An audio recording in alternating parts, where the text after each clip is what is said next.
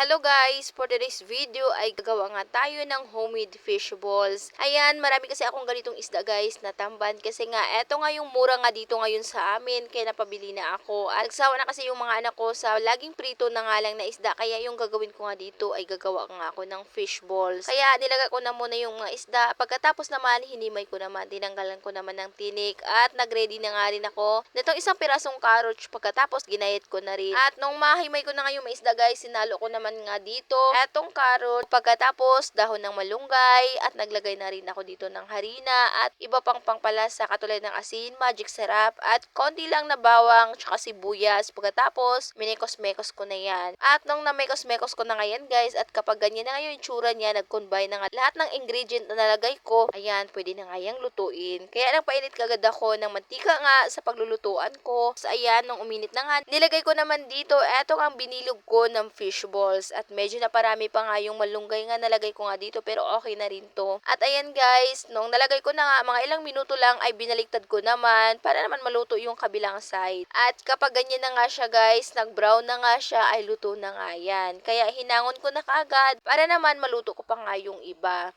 Alam nyo ba guys, napakasarap nga nito at nung nagluto nga ako nito, talagang naubos talaga ng mga anak ko at pinapak nga lang nila yan kasi nga nung nagluto ako niyan ay kakatapos nga lang namin kumain. Kaya yan lang.